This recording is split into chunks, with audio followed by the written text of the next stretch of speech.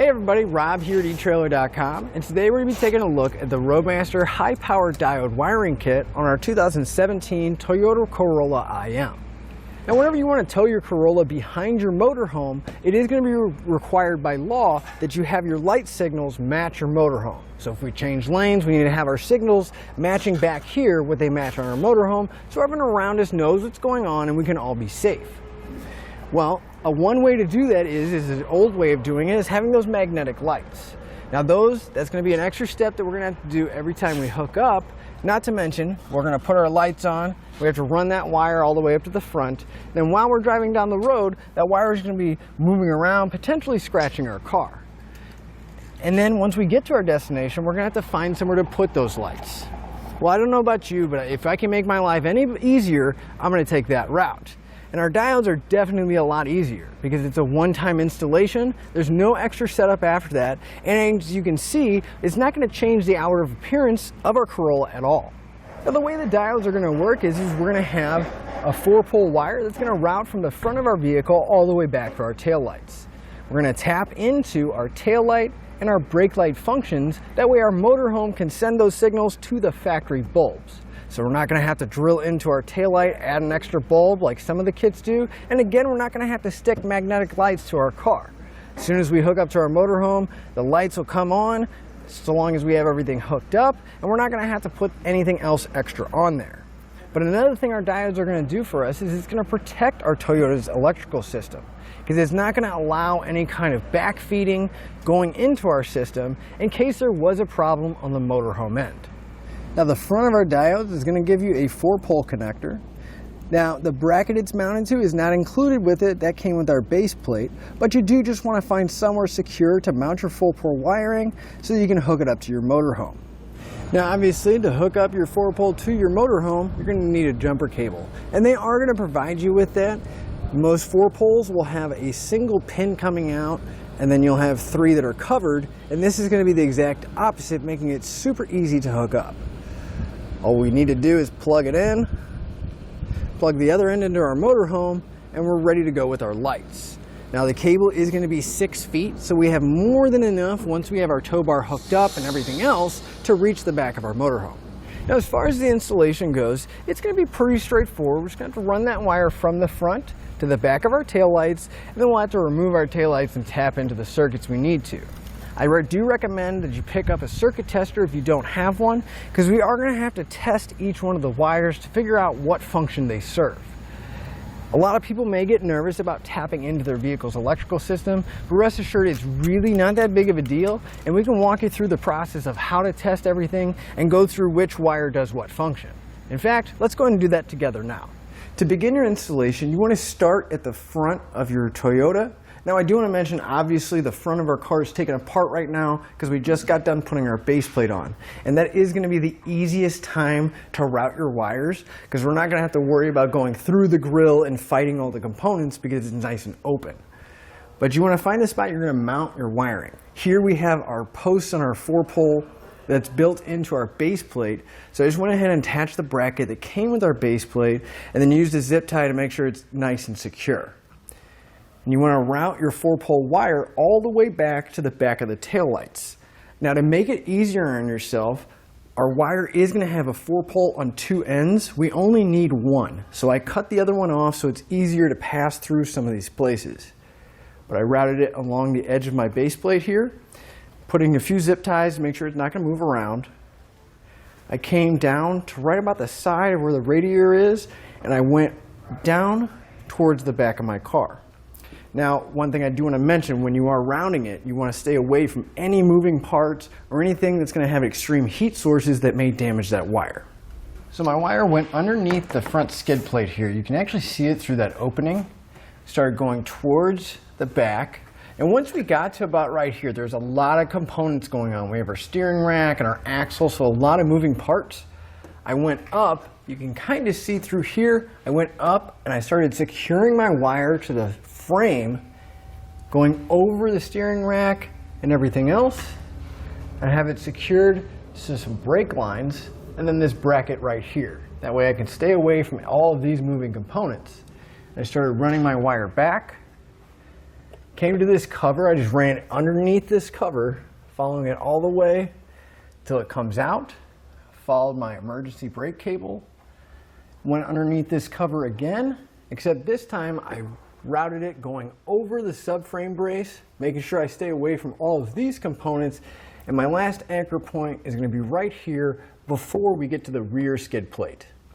Now at this point again, as I mentioned, it's going to be easier to route everything if you cut that 4-pole off, and once you do cut it off, you'll see that the wires are already separated, but we want to pull all the wires apart to the last anchor point, so we have 4 individual wires that we can work with.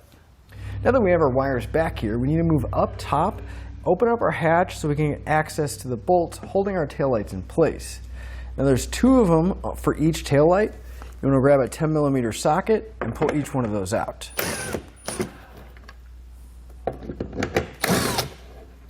Now once you have those removed, go ahead and grab our taillight. Now there are some alignment pins, so we don't want to wiggle it too much side to side. You want to come straight back as much as possible. To release it, once you have your taillight removed, we're going to have several connectors back here. Now, we're going to pull all the wires out of the clips so they're nice and loose. Now, one connector is going to be held in with a push pin type fastener. If you can get your fingers in there and you can squeeze it. If it's a little bit tight where you can't get it, you get a flat blade screwdriver or a trim panel tool. And we'll come underneath the connector. We'll try to pop that clip out so we can get access to everything. And just squeeze the tabs in on the side and push in. It should come out.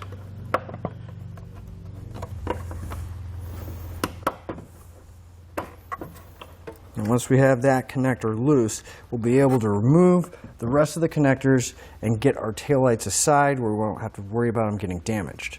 Each one of these connectors with the tape going around the wires, just turn them counterclockwise and we'll be able to pull those bulbs out. But our one connector here is still going to be connected to the taillight. So we can find the tab that's going to be on there, a little gray tab right here. We're going to push down, separate the connectors, and we'll set this aside for now. Then we can take out the other taillight and repeat that same process. I went ahead and turned on my taillights. Now, we can already tell that neither one of these bulbs are lighting up, so we know that if our taillights are working properly, it's not going to be either of these bulbs. But we want to grab a circuit tester so we can test all the wires and figure out which wire is going to send that taillight signal out.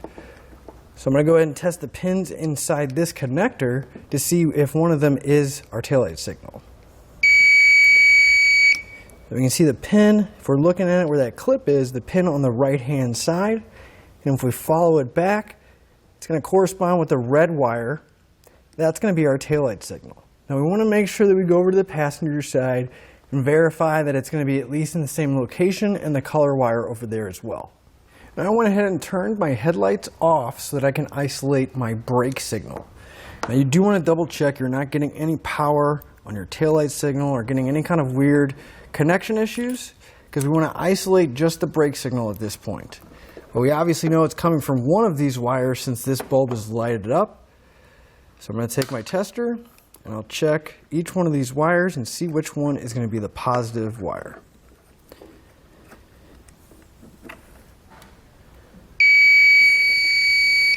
So it looks like it's going to be the green wire that's on the connector that has kind of a tannish brown colored connector on it.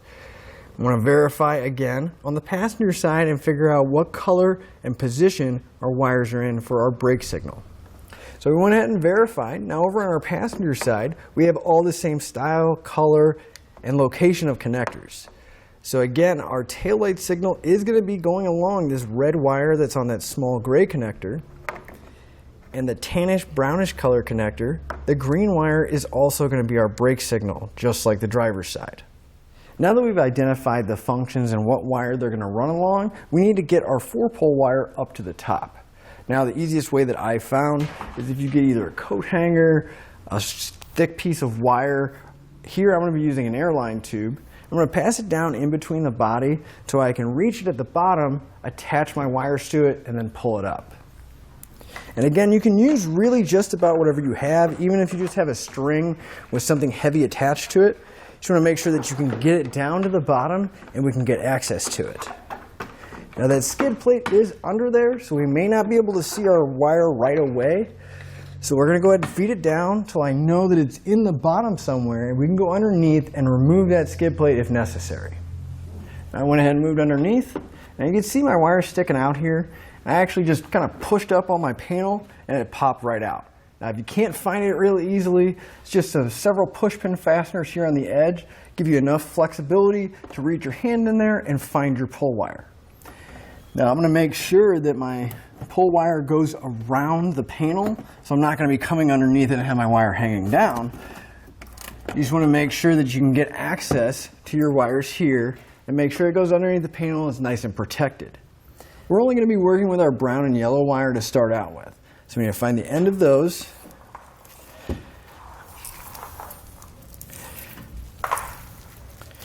Again, you want to make sure the wire is going to be protected and it's not going to be hanging down below. But once we route it over to our wire, we're going to attach it and pull it up top. So I'm going to go around my panel here. Pass my wire so it goes over the top. Pull it out over on the side so I can get close to my wire. And you can either tie this, use some tape, or whatever you have available, just to make sure you're not going to drop it and it gets stuck underneath here.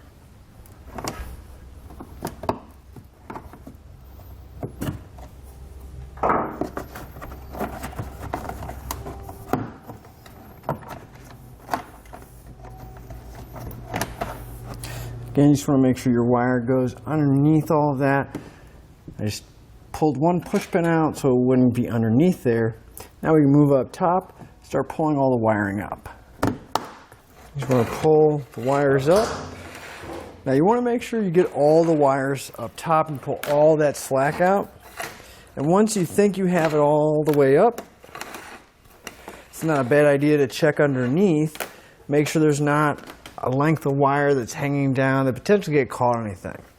I also like to take my wire and create an anchor point with my factory wires, just a zip tie or two.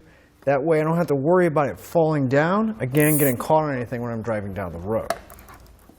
And this way, no matter how much slack is here, it's not going to affect the underneath of the car. But now that we have our wires up here, we need to remove this protective tape that's on our connectors here. Now you can use a knife, a pair of scissors, whatever you have. You just want to be extremely careful not to damage either one of the wires inside. It's almost like a little silicone sleeve. So you just cut it, should be able to rip it open once we get a little slit. That way we don't have to worry about damaging the wires. And that'll expose both of our wires here. And on our small connector, there's not a whole lot of room here. So you can actually just remove the tape, and that'll follow our wires up, give us a little more wire to work with. Just want to have at least a few inches of each wire. That way we don't have to worry about being so tight on the connector. It's just easier to work with and easier to make all the connections we need to. So we're going to start with our brake signal, which is going to correspond with our yellow wire. So we'll find the green wire on our connector. We're going to cut it directly in half. We're going to come down from the bulb itself just a little bit. We'll cut it in half. And we're going to strip back both ends of our wire.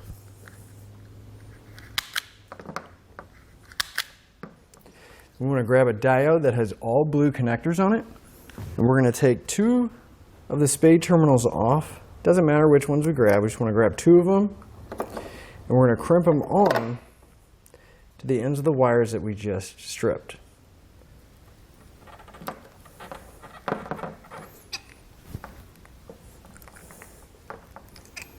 And grab our diode. We'll remove the last spade connector. And if we look at the front of it, we're going to have two terminals on one side and one terminal on the other side. They will be labeled in and out. We want to make sure that the out terminal is going closest to the bulb or socket.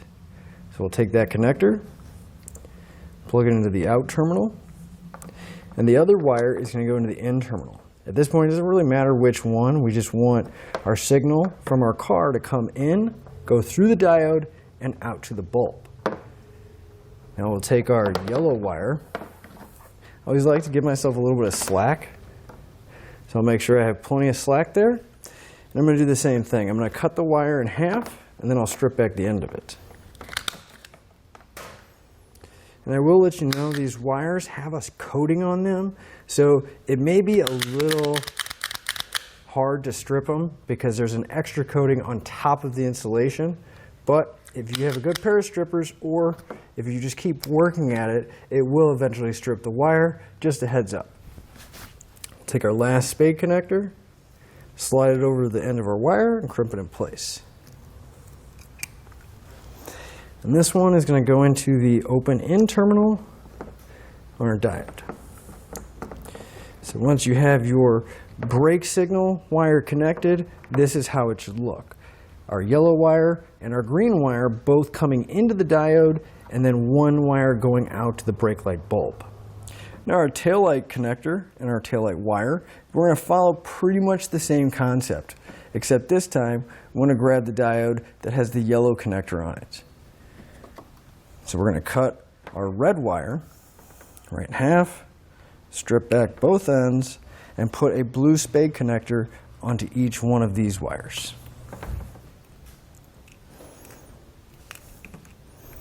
Grab our diode, pull that last yellow connector off. We want to make sure that the spade terminal closest to the connector goes into the outside, and the one farthest away goes to the in terminal. Now again, we're going to take our brown wire this time, give ourselves a little bit of extra slack, cut the wire, except this time we want to hold on to the excess. So we're going to strip back both ends, the one coming from the bottom, as well as the excess wire that we just stripped off. I'm going to combine the two wires together. You just twist the copper ends together. And that's really the whole reason why they give you the large yellow connector. It's just easier to get two wires inside of this connector rather than trying to cram them into the blue one. So we'll crimp it in place. Then we're going to connect this one to the other in terminal on our taillight diode. And the whole purpose of that is now we're going to take our brown wire, we'll pass it back down through. This way both of our taillights are getting the same signal from each side. So we want to pass our brown wire down, meet up with our green wire, and go over to the passenger side. And we're going to hook our brake light wire up to our green wire, and the other taillight side up to our brown wire. Now we just use the same method to bring our green and brown wire up. Again, you just want to be careful how you route everything because the exhaust is pretty close on the passenger side. So you want to make sure you go over that when you bring your wire up so it doesn't cause any damage. But these are going to hook up just like the other side. Cut our taillight wire in half. Crimp on our spade connectors. Make sure that connector closest to the bulb goes into the outside. The other one will go into the in terminal. Now we didn't have a whole lot of slack here,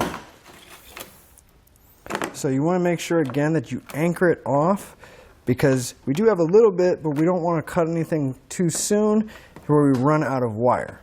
So we're going to go ahead and anchor both our green and brown wire off at the factory connector here, and then we can make our connections. Now we actually have a little bit of extra wire, but depending on how you route everything, you may need to extend your wires, but our car is not that long, so it should be plenty. Crimp our last spade terminal onto our taillight wire. Plug it into our diode. I'm just going to repeat the process for our brake wire, which again is going to be that green wire and the green wire coming up from the bottom. So it should look just like the other side. Only difference really being is our yellow wire is going to be green on the passenger side, and we're only going to have one wire going into our taillight diode over on the passenger side. Now at this point we want to put all of our connectors back in our taillights, and they are labeled. If you look really closely, it'll let you know what each connector should go in. It'll say beige here, so we know we want to put the tannish colored one in there. And right at the bottom here, it is going to say gray.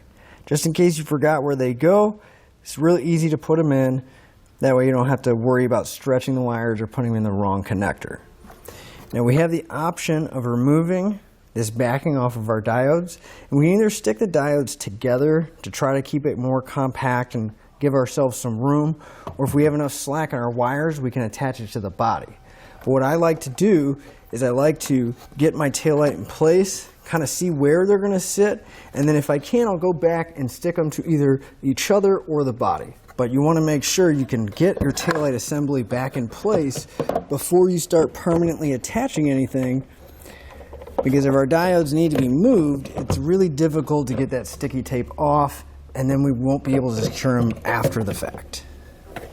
So I just want to dry fit my taillight, kind of wiggle my diodes around to see where I can position them to where everything will fit together. And then we can stick them together and put our fasteners back in. And then put our fasteners back in place.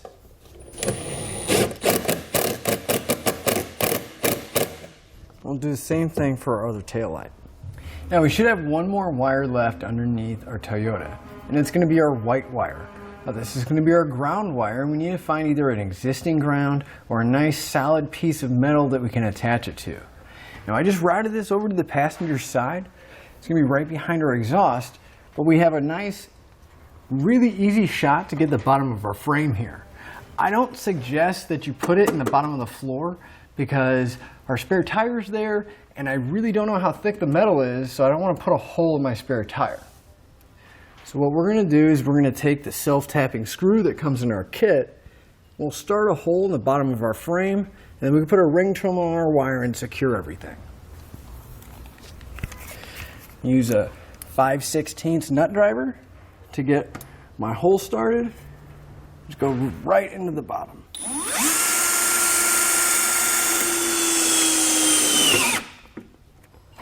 Now that the hole's started, I'm going to remove the screw. We're going to figure out about how much wire we need. We'll cut the excess off, strip the end of the wire. We want to grab the small ring terminal out of our kit, slide it over the end, and crimp it down. Slide our screw through the ring terminal, and then we'll tighten it down. Now when you do tighten this down, you want to make sure it's nice and secure to where the ring terminal is not going to move, but you don't want to strip out the screw. And we can always tie up our excess wire here to keep it away from our exhaust to this existing wiring here, so we don't have to worry about it moving.